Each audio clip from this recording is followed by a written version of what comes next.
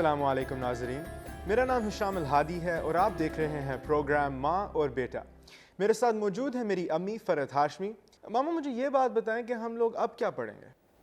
آج انشاءاللہ ہم آیت نمبر 105 سے 108 تک پڑھیں گے۔ آپ پہلے تلاوت کر لیجئے۔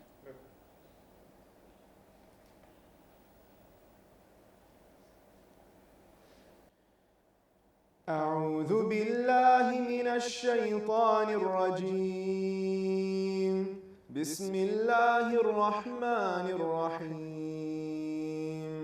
وَكَأَيٍّ مِّنْ آيَةٍ فِي السَّمَاوَاتِ وَالْأَرْضِ يَمُرُّونَ عَلَيْهَا وَهُمْ عَنْهَا مُعْرِضُونَ وَمَا يُؤْمِنُ أَكْثَرُهُم بِاللَّهِ إِلَّا وَهُم مُّشْرِكُونَ أَفَأَمِنُوا أَن تَأْتِيَهُمْ غَاشِيَةٌ مِّنْ عَذَابِ اللَّهِ أَوْ تَأْتِيَهُمُ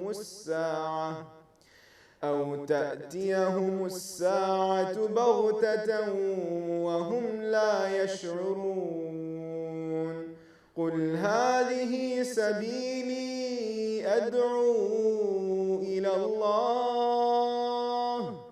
عَلَىٰ بَصِيرَةٍ أَنَا وَمَنِ اتَّبَعَنِي وَسُبْحَانَ اللَّهِ وَمَا أَنَا مِنَ الْمُشْرِكِينَ۔ اور آسمان و زمین میں بہت سی نشانیاں ہیں جن پر سے یہ گزرتے ہیں اور ان سے اعراض برتتے ہیں، یعنی منہ موڑے ہوئے ہیں، اور ان میں سے اکثر اللہ پر ایمان رکھتے ہیں مگر اس کے ساتھ شرک بھی کرتے ہیں۔ کیا یہ اس بات سے بے خوف ہیں کہ ان پر اللہ کا عذاب نازل ہو کر ان کو ڈھانپ لے، یا ان پر اچانک قیامت نازل ہو جائے اور انہیں خبر بھی نہ ہو؟ کہہ دو میرا راستہ تو یہ ہے کہ میں اللہ کی طرف بلاتا ہوں، میں خود بھی پورے یقین اور برہان کے ساتھ سمجھ بوجھ کر، اور میری اتباع کرنے والے بھی، یعنی وہ بھی اللہ کی طرف بلاتے ہیں، اور اللہ پاک ہے اور میں شرک کرنے والوں میں سے نہیں ہوں۔ تو ان آیات میں ہم دیکھتے ہیں کہ سب سے پہلے تو لوگوں کی غفلت کا بیان ہے کہ کتنے ہی لوگ ایسے ہیں جو دن رات آسمانوں اور زمین پر پائی جانے والی بہت سی نشانیوں کو دیکھتے ہیں، اپنی آنکھوں سے دیکھتے ہیں، لیکن ان سے منہ موڑ لیتے ہیں، گویا وہ دیکھتے ہی نہ ہوں۔ کیوں؟ اس لیے کہ وہ ان سے کوئی سبق نہیں لیتے، کچھ سیکھتے نہیں۔ وہ سورج کو دیکھتے ہیں مگر ایک چیز کے طور پر، چاند کو دیکھتے ہیں مگر چاند کے طور پر، نشانی کے طور پر نہیں دیکھتے، حالانکہ دن کا رات میں بدلنا اور رات کا دن میں بدلنا بذات خود ایک بہت بڑی نشانی۔ آپ سوچیں کہ سورج کتنا بڑا ہے، اور جب سے سورج بنا ہے مسلسل گردش کر رہا ہے، روشنی دے رہا ہے، بے شمار فائدے ہمیں پہنچا رہا ہے، اور کبھی ایک لمحے کے لیے بھی اس میں کوئی بریکیج نہیں آیا کہ وہ اپنا کام روک دے۔ حالانکہ انسانوں کے بنائے ہوئے پاور ہاؤس جو ہیں وہ کتنی دفعہ ان میں بریک ڈاؤن ہوتا ہے۔ کسی بھی قسم کی کوئی مشین بنا لے، کوئی کہہ ہی نہیں سکتا کہ یہ خراب نہیں ہوگی، لیکن ہم جب سے پیدا ہوئے ہم روز سورج کو دیکھتے ہیں، طلوع ہوتا ہے پھر غروب ہوتا ہے، دن آتا ہے پھر رات آتی، پھر رات جاتی پھر دن آ جاتا ہے، اور ٹائم کی پابندی کے ساتھ، لیکن کتنے لوگ اس سے سبق لیتے ہیں؟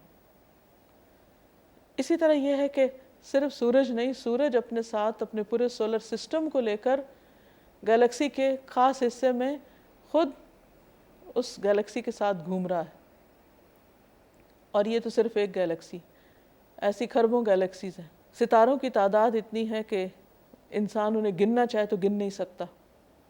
زمین پر بے شمار نشانیاں ہیں، سمندر کے اندر پائی جانے والی مخلوق، پہاڑوں کی چوٹیاں،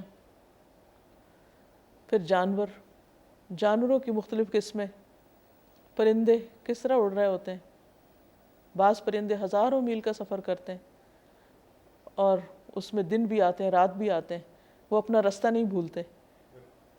یعنی اتنی نشانیاں ہیں کہ جو اگر انسان ان پہ غور کرنے لگے تو ضرور کسی نتیجے پہ پہنچے کہ یہ سب کچھ خود بخود نہیں بنا, اس کا کوئی خالق ہے. اور پھر صرف خالق نہیں کہ بنا کے چھوڑ دیا ان کو مینٹین کر رہا ہے, سسٹین کر رہا ہے, ان کو رزق دے رہا ہے, ان کو چلا رہا ہے, اور پورا ایک سائیکل چلتا چلا جا رہا ہے, کہیں سٹاپ نہیں ہوتا, کہیں رکتا نہیں.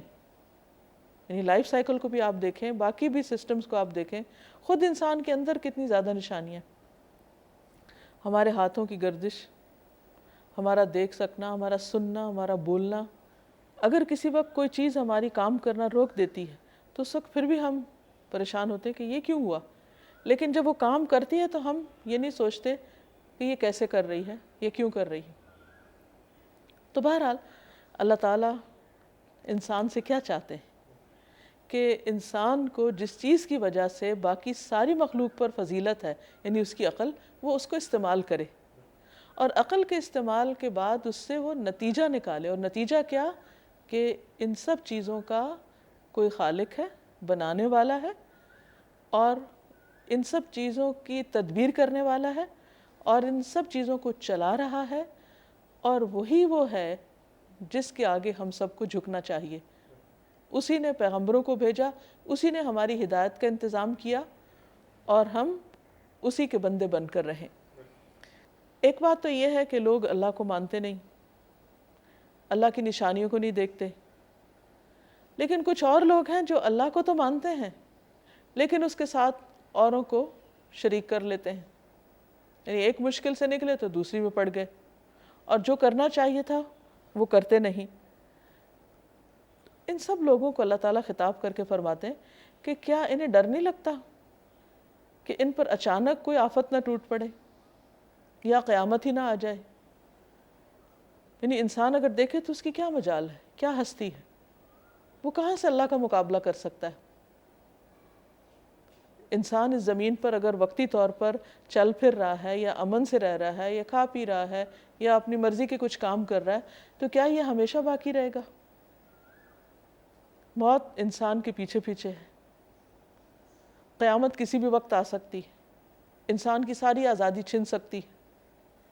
تو انسان کو ہمیشہ اس بات پر دھیان دینا چاہیے کہ وہ زمین پہ رہتے ہوئے جس کی زمین ہے اس کا بھی حق دے. جس کی دی ہوئی نعمتیں وہ استعمال کر رہا ہے, ان نعمتوں پر شکر بھی ادا کرے. اور پھر حضور صلی اللہ علیہ وسلم کا طریقہ تبلیغ بتا دیا گیا کہ میں جو کچھ تمہیں بتا رہا ہوں وہ پورے یقین کے ساتھ سوچ سمجھ کے بتا رہا ہوں. اور پیغام کیا ہے آپ کا کہ میں تمہیں اپنی طرف نہیں, اللہ کی طرف بلا رہا ہوں. ادعو الی اللہ. اور سارے پیغمبروں نے لوگوں کو اللہ سے کنیکٹ کیا اور فرمایا کہ یہ میرا طریقہ تبلیغ ہے, جو میرے فالوورز ہیں ان کا بھی یہی طریقہ ہے.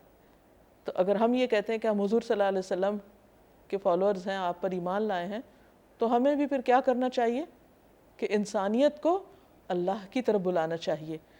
اور پھر وَسُبْحَانَ اللَّهِ وَمَا أَنَا مِنَ الْمُشْرِكِينَ. حضور صلی اللہ علیہ وسلم اپنے بارے میں فرماتے ہیں کہ اللہ پاک ہے ہر طرح کے شرک سے, اور میں شرک کرنے والوں میں سے نہیں ہوں. تو سب سے زیادہ پیغمبروں نے جس چیز کی تردید کی, جس چیز کو ریجیکٹ کیا, وہ کیا تھا؟ شرک. کیونکہ شرک بہت بڑا ظلم ہے. اللہ تعالیٰ سارے گناہ معاف کر دیں گے لیکن شرک کا گناہ معاف نہیں کریں گے. میرے ذہن میں کچھ سوالات ہیں اس کے متعلق. اگر ہم لوگ ایک چھوٹی سی بریک لے لیں, اس کے بعد واپس آتے ہیں اور اپنی گفتگو پھر جاری رکھتے ہیں.